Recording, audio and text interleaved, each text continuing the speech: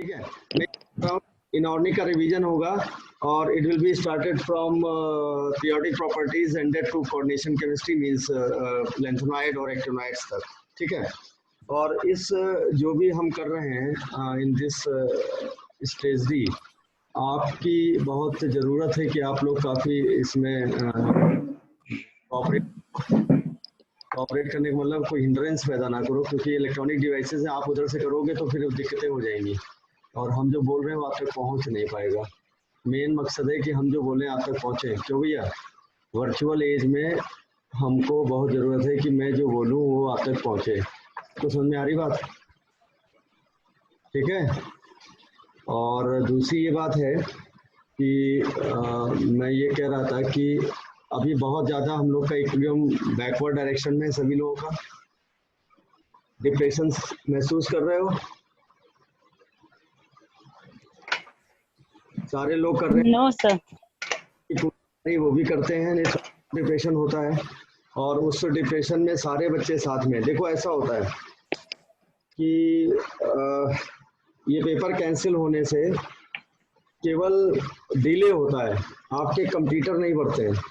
Computer वही है जिन्होंने फॉर्म भरा हुआ है, तो वो चेंज नहीं हो रहा है ना। अगर वो भी बदल जाए तब तो कि काफ़ी कुछ चेंज हुआ है। तो कंप्यूटर वही है जो पहले थे, यानी सबका माइंडसेट वही है जो पहले था। तो कोई ऐसी प्रॉब्लम है नहीं कि आप उसमें बहुत ज़्यादा डिप्रेशन महसूस करो। दूसरी बात है कि ये जो चेंज डेट है ये काफ़ी नए सिलेक्शन दिलाती हैं और कुछ पुराने सिलेक्शन लूज भी होते हैं जिन्होंने थोड़ा सा पेशेंस नहीं रखा है, ये भी ध्यान रखना है हमें। और ये तो पार्ट ऑफ जॉब है, कई डेटें चेंज होती हैं। मैंने बताया था कि ओलंपिक में एक हंगेरियन थे, टेकेस करके उनका नाम था, तो वो पिस्टल शूटर थे, किस आर्मी में थे एक्चुअली, और बहुत बढ़िया नंबर 1 के अपने नेशनल चैंपियन थे। And he was very optimistic कि वो 1940 का ओलंपिक जीते। राइट हैंड से वो पिस्टल शूट करते थे। 1940 और 1944 के जो ओलंपिक है वो कैंसिल हो गए थे सेकेंड वर्ल्ड वॉर में, पता है आपको? तो अब वो अपनी प्रैक्टिस करते रहे। 1940 मिला नहीं, 1944 मिला नहीं, सेकेंड वर्ल्ड वॉर की बेंच चढ़ गया। 1940 और 1944 के बीच उनका राइट हैंड जिससे वो पिस्टल शूट करते थे वो जख्मी हो गया, बल्कि वो खत्म ही हो गया, उसकी तीनों उंगलियां खत्म हो गई। ठीक है। फिर भी उन्होंने अपनी प्रैक्टिस लेफ्ट हैंड से चालू की, मतलब 1940 में उन्होंने चालू किया और 1948 में उन्होंने गोल्ड मेडल जीता पिस्टल शूटिंग में in left hand by practicising left hand. ये बहुत बड़ा अचीवमेंट है। मतलब ऐसा हो कि आपके साथ कोई आर्ट्स, ऐसा तो पॉसिबल है नहीं, आर्ट्स स्ट्रीम का हो और वो मेडिकल निकाल दे, और 1948 भी जीता और 1952 भी जीता, 2 लगातार जीते। जैकेस नाम है उनका, हंगेरियन थे वो, आर्मी पर्सन थे। तो देखिए कितनी बड़ी हताशा होती है कि 1936 में फेवरेबल थे, 1940 में फेवरेबल थे, 1948 में फेवरेबल थे, 1940 में 44 में फेवरेबल थे, 48 में जाके जीता। कितना बड़ा साल है। और इस दौरान कितने नए निशानेबाज आए होंगे। तुम्हारे यहाँ तो नया कोई आ ही नहीं रहा, सारे कंटेंडर वही है जिन्होंने तैयारी तुम्हारे साथ शुरू की है राइट फ्रॉम जनवरी 2020। ठीक है। तो उससे कोई मतलब नहीं है। अब मैं अपने करिकुलम की बात करूं कि मैंने जो डिसाइड करना है उसमें पहला चैप्टर है periodic properties. Periodic properties notes आपके पास है, थोड़ा फास्ट होगा इसलिए आपको तैयार रहना है। जो भी दिक्कत है उसको नोट कर लेना है और फिर आप मैसेज के थ्रू, फोन के थ्रू पूछ सकते हैं। तो पीरियोडिक प्रॉपर्टीज का मतलब क्या है? जैसे मेडली साहब ने वर्टिकल कॉलम और हॉरिजॉन्टल में एक टेबल बनाई जिसमें एलिमेंट अरेंज किए गए, तो उन्होंने ये पाया कि कुछ केमिकल और फिजिकल प्रॉपर्टी है वो लगातार क्रम से घट रही है, बढ़ रही है, और जब घट रही बढ़ रही है और after a certain element number वो बार बार रिपीट भी हो रही है।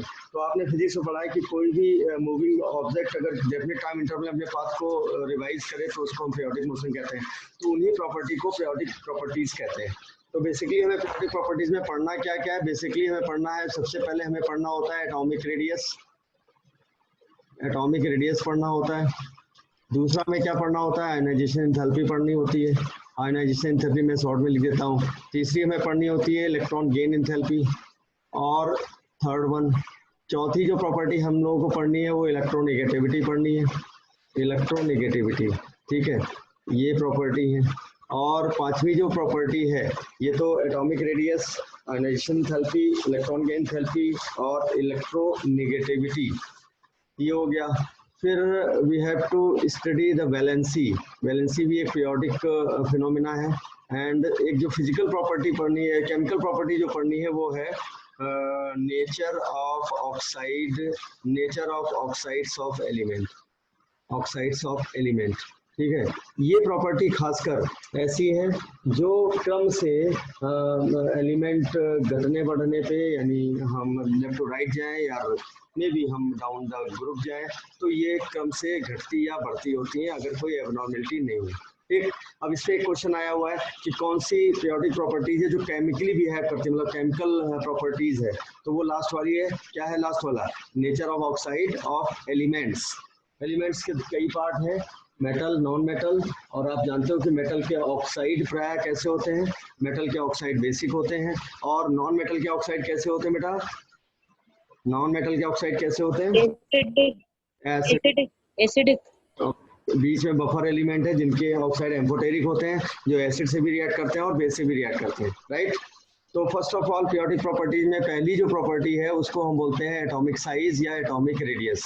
एटॉमिक साइज या एटॉमिक रेडियस, एटॉमिक साइज या एटॉमिक रेडियस, ठीक है, और रेडियस। तो अब एटॉमिक साइज से रिलेटेड पहला कॉन्सेप्ट तो बोर साहब ने दिया था। बोर साहब ने बताया था कि एटॉमिक साइज क्या होता है। एटॉमिक साइज होता है पॉइंट, भूल गए सब लोग, 0.53, और क्या होता था बेटा? n स्क्वायर ओवर जेड था या Z upon n square over Z, n square. हाँ, ये भी ध्यान रखना है कि जो रेडियस है एटॉमिक वो n स्क्वायर के डायरेक्टली प्रोपोर्शनल है और एटॉमिक नंबर के रिवर्स है, यानी रेसिप्रोकल है, ठीक है। ये साइज क्या दिया था? तो जब ये साइज का आइडिया दिया था तो ऐसा क्यों नहीं हुआ कि हर एलिमेंट के एटम का साइज निकल जाए? जब उन्होंने बता दिया था कि एटम का साइज इस फॉर्मूले से डिफाइन है, तो why it was not so happen कि हर एटम, एल्युमिनियम का नापे तो निकल जाए, क्लोरीन का नापे तो निकल जाए, नियन का नापे तो निकल जाए। तो ये फार्मूला यूनिवर्सली क्यों नहीं सेटिस्फाई हुआ हर एलिमेंट पे?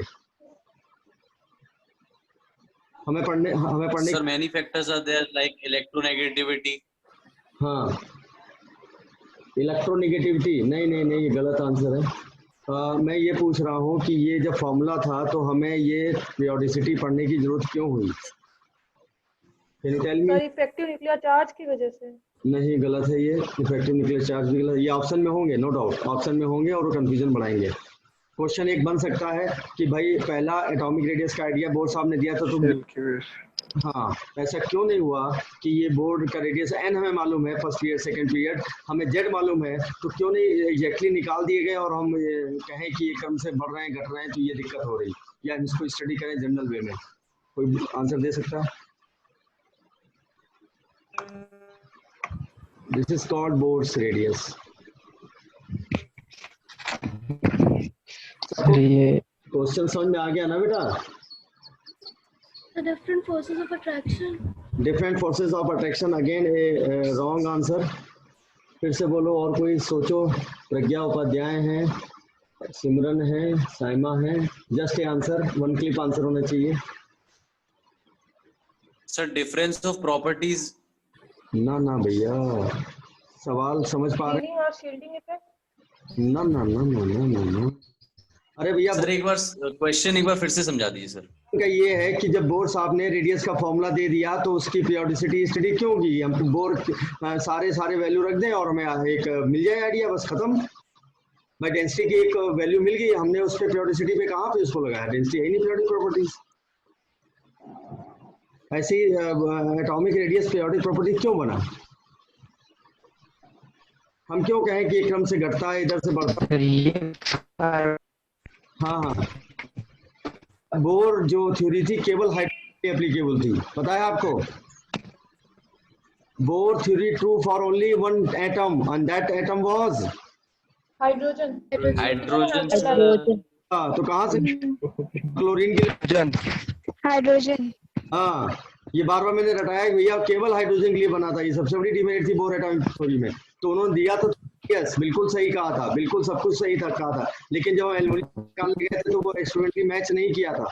हम अगर क्लोरीन का निकालने गए तो एक्सरसाइज नहीं किया गया था। तो इसमें लिमिटेशन ये थी कि इट इज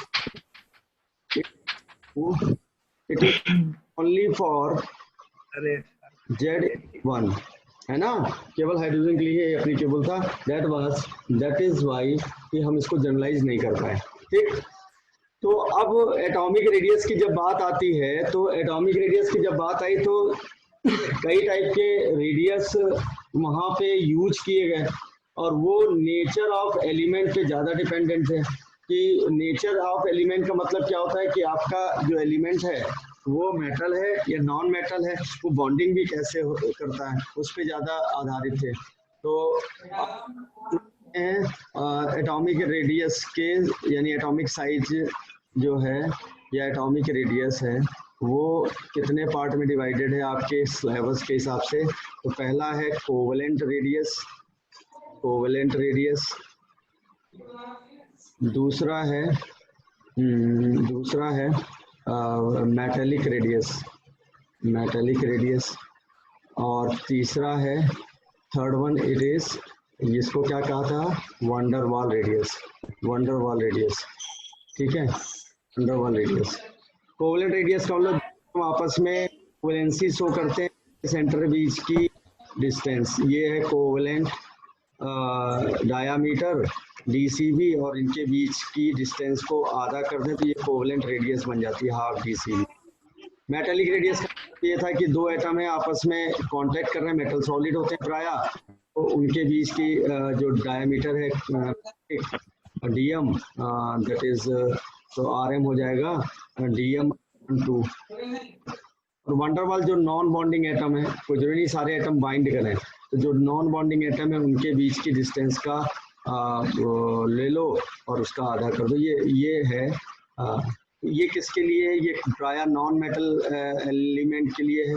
ये किसके लिए, ये प्राय आपका मेटल के लिए है। metals, और ये किसके लिए है, ये इनर्ट एलिमेंट के लिए है, इनर्ट एलिमेंट। आपको पता है कि हमारी पीरियोडिक टेबल में 88 मेटल्स हैं, टेंटेटिव नॉन मेटल्स 22 हैं और 11 गैसेस हैं। ठीक है, इनर्ट गैस सारी गैसेस होती हैं और भी गैसेस हैं। तो उस आधार पे एलिमेंट के नेचर के हिसाब से ये रेडियस बदलते रहते हैं, और अगर बदलते रहते हैं तो अब इसमें भी दो एटम अगर हेट्रोजीनियस और उससे बढ़ जाएगा, decreasing order of various radius. तो डिक्रीजिंग में सबसे बड़ा जो है वो है wonderwall, और वंडरवाल हो गया। फिर है मेटेलिक, फिर metallic, मेटेलिक हो गया। RCV होमो, मतलब एक जैसे बीच, homo, और सबसे छोटा है RCV हेट्रो। ये एक ऑर्डर है metal, पेपर में शोभा बढ़ाता है। वंडरवाल सबसे बड़ा है, देख सकते हो नॉन बॉन्डिंग के बीच है। उसके बाद मेटेलिक है, थोड़े से मेटल करीब आते हैं, कोवेलेंस में एक दूसरे में शेयर करते हैं। अब होमो एक जैसे एटम है तो थोड़ा सब बढ़ेगी डिस्टेंस, हेट्रो है तो क्वालिटी वैसे ये इट विल डिक्रीज ऑलवेज।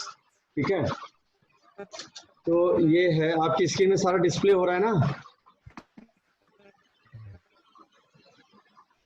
तो अब trends of atomic radius, trends of atomic radius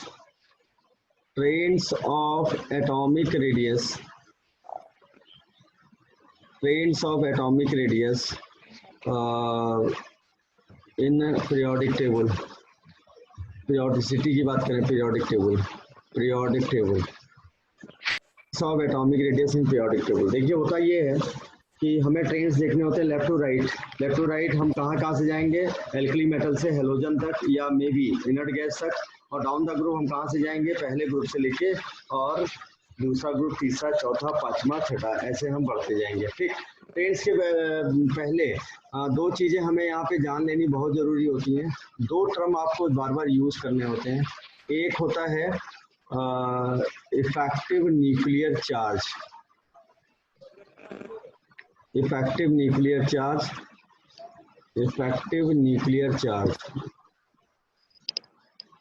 ठीक, और इसी के साथ अटैच जो प्रॉपर्टी है वो क्या है, स्क्रीनिंग इफेक्ट, है ना। ENC को हम सिंपली अगर हम एनालिटिकल वे में समझें तो नंबर प्रोटॉन और नंबर की तरह, इलेक्ट्रॉन। ठीक है। अब आप देखिए कैटायन जब आपका बनता है तो ये इलेक्ट्रॉन लूज करता है, जब लूज करता है तो क्या होगा, इलेक्ट्रॉन की संख्या कम होगी कैटायन में, तो ENC बढ़ेगा, ENC विल इंक्रीज, ENC बढ़ेगा। और रेडियस का जो फिनोमेना होता है वो ENC जितना ज़्यादा होगा रेडियस उतनी ही कम होगी, ठीक है। तो cation is always smaller than it's parent element. अब एनायन का केस क्या होता है, एनायन के केस में इलेक्ट्रॉन ऐड होता है तो A माइनस होता है, A माइनस में इलेक्ट्रॉन अगर बढ़ गया तो ये रेशियो क्या हो गया, कम हो गया, तो ENC डिक्रीजेस। अब ENC डिक्रीजेस तो क्या हो जाएगा, साइज इंक्रीज कर जाएगा, ठीक है। तो ये हर पीरियोडिक प्रॉपर्टीज में साइज इंक्रीजेस, हर पीरियोडिक प्रॉपर्टीज में आपको ये कॉन्सेप्ट लगाना होगा। और एक सवाल जो बहुत बार आया है, उन्होंने 3 आयन दिए हैं, एक आयोडीन का एटम दिया है और एक आयोडीन प्लस का दिया है, एक आयोडीन में, और इसमें डिक्रीजिंग ऑर्डर साइज का पूछा है, तो I माइनस सबसे बड़ा हो जाएगा, I बीच का हो जाएगा और सबसे छोटा क्या हो जाएगा, I plus. anion is always greater than neutral atom और cation is always smaller than neutral atom, ठीक है। और ये सवाल आप 2-3 बार पाओगे, जो आपने पाया भी होगा, ये ध्यान रखना। अब सवाल इसमें बच्चे करते हैं, सर ये आयोडीन I प्लस कैसे बना सकता, बिल्कुल बना सकता है, I का साइज इतना बड़ा है कि वो सेल्फ पोलराइज होके इलेक्ट्रोफाइल और न्यूक्लियोफाइल दोनों की तरह बिहेव कर सकता है। क्लोरीन नहीं कर सकता, क्लोरीन कर सकता है, ब्रोमीन कर सकता है, और सबसे ज़्यादा टेंडेंसी होती है आयोडीन की। तो सवाल ये भी आता है, कौन सा हेलोजन कैटायन बनाने की टेंडेंसी रखता है, आयोडीन। कौन सा, हालांकि हाई इलेक्ट्रोनेगेटिव एटम होते हैं सारे, लेकिन आयोडीन की टेंडेंसी होती है वो कैटायन बनाए। बोलो बेटा, ये समझ में आ गया, सबको समझ में आ गया बेटा? ठीक है, इसको समझते जाइए और रिवीजन का लाभ लेते जाइए। मैंने शुरुआत में रेगुलर क्लास में साफ साफ तौर पे कहा था कि अगर टीचर रिवीजन कराएगा तो you will consume less time और जो कंफ्यूजन है वो भी दूर हो जाएगा, एक प्रैक्टिस और एक रिवीजन हो जाएगा। तो आई डिसाइडेड कि इधर कम से कम 2 महीने लगातार, आज कौन सी दिन है, 7 जुलाई अगस्त, ये हम प्रोसेस ऑन रखें। अगर आप कॉपरेट करते गए, शैतानी करोगे तो बंद हो जाएगा उसी दिन से। हालांकि हमारे मैच्योर बच्चे शैतान नहीं है, हमने 12th के बच्चों को तो उनको थोड़ा सा शैतानी का जोश होता है, वो करते हैं, ठीक। तो अब लेफ्ट से राइट बेटा क्या होगा, लेफ्ट से राइट क्या होगा बताओ, लेफ्ट से राइट हम जब जाते हैं तो क्या क्या बढ़ता है, इफेक्टिव न्यूक्लियर, हाँ एक मिनट सॉरी, एक चीज और बताना भूल गया, बहुत इंपॉर्टेंट चीज है, सबको पता भी है बट टेक ए लुक। वो ये चीज है कि मैंने बताया था स्क्रीनिंग ऑफ इलेक्ट्रॉन, आप अच्छे खासे फिजिक्स के अच्छे स्टूडेंट हो।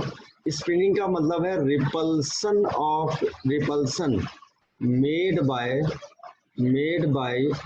innermost electron, repulsion made by innermost electron to the given electron,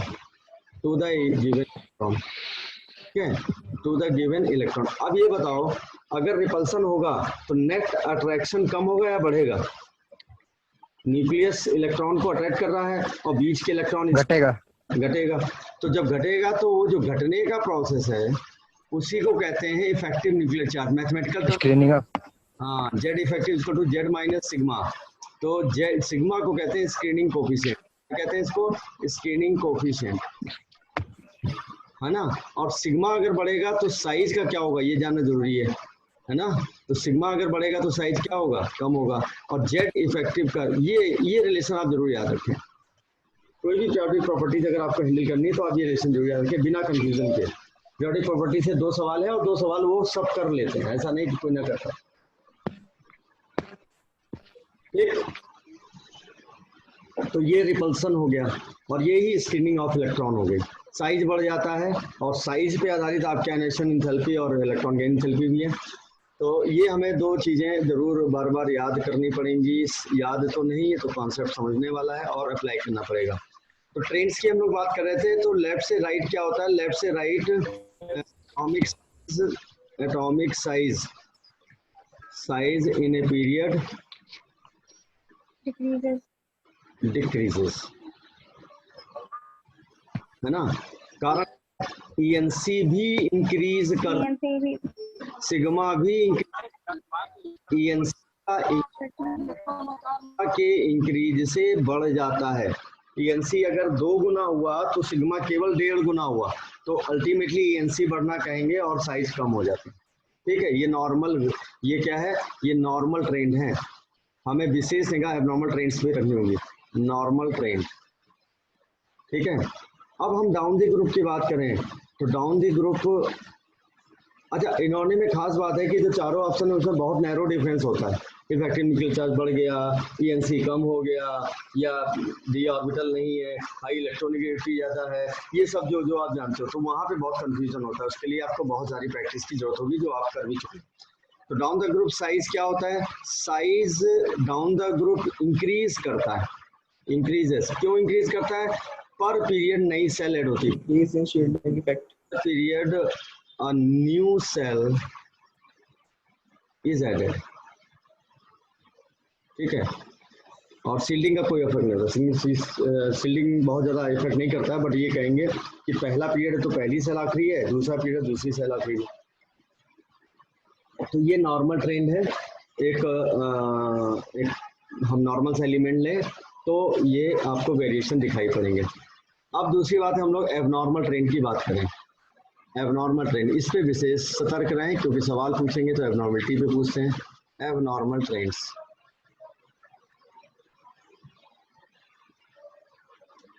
ठीक, तो एबनॉर्मल ट्रेंड्स में पहला है कि noble gases are kept right extreme, at right extreme, even then their sizes increases। अभी आपने डिक्रीज की बात करी थी, इंक्रीजेज है एबनॉर्मली। अभी आपने कहा था कि लेफ्ट से राइट घटती है साइज, घटता है साइज, सबने बताया था। लेकिन ये तो आपके राइट में रखे हैं ना, कौन से नोबल गैसेस, बावजूद इसके भी इनका साइज बढ़ जाता है। कैसे? जैसे हमने लिथियम लिया, ये है लिथियम सपोज, है ना, ये लिथियम है, तो लिथियम के बाद क्या था बेटा? बेरिलियम, छोटा होगा। क्या आता है? बोरोन, और छोटा होगा। फिर क्या आता है? कार्बन, और छोटा हुआ। फिर आता है नाइट्रोजन, और छोटा हुआ। फिर आया फ्लोरीन, तो बिल्कुल छोटा होगा। अचानक नियन का साइज बढ़ जाता है, अचानक नियन का साइज बढ़ जाता है। तो what should be the reason? अचानक आपके नियन का साइज बढ़, ये एबनॉर्मल ट्रेंड है, ये नॉर्मल ट्रेंड है और ये एबनॉर्मल ट्रेंड है। Can you tell me in one word why it is so?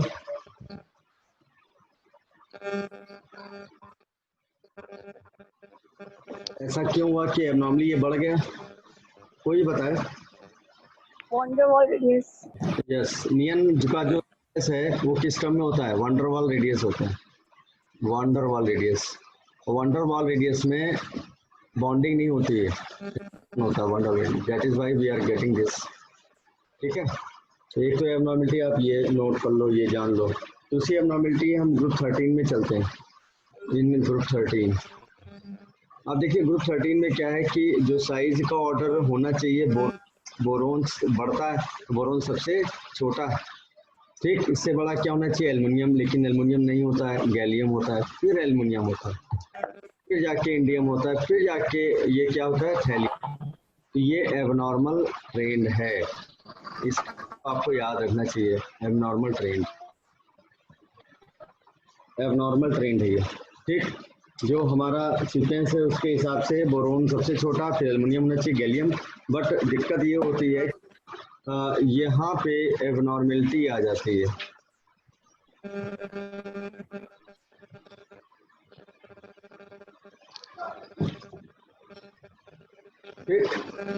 Size of aluminium, बल्कि metallic size of aluminium is greater metallic size of gallium. ठीक है, कॉज बोलो बेटा कोई। Due to poor shielding by d electron. Electron, देखिए हम aluminium बेटा लिखते हैं तो 13 लिखते हैं, और 13 लिखते हैं तो क्या होता है? तो होता है 3s2 और 3p1, है ना। और जब हम एल्युमिनियम गैलियम में आते हैं तो 31 लिखते हैं, 31 लिखते हैं तो क्या लिखते हैं? 3d10 4s2 p1। और डी के इलेक्ट्रॉन भरे हुए हैं, और जब भरे हुए हैं तो पुअर स्क्रीनिंग। तो इसका कॉज क्या होगा? Poor screening shown by poor screening shown by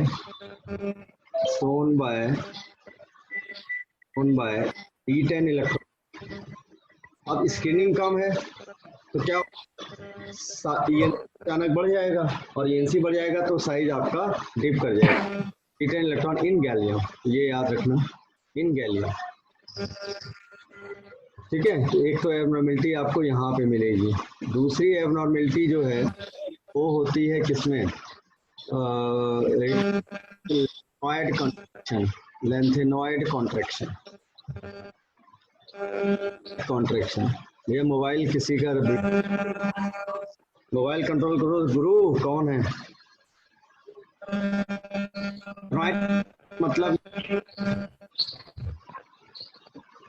कि लेंथनम के बाद, आफ्टर लेंथनम तो डी ब्लॉक एलिमेंट है, after LA the size of Ln lanthanide Ln plus 3 is sharply decreased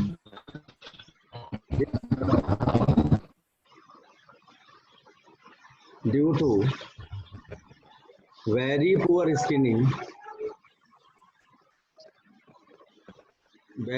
skinning shown by 4f electron. This is called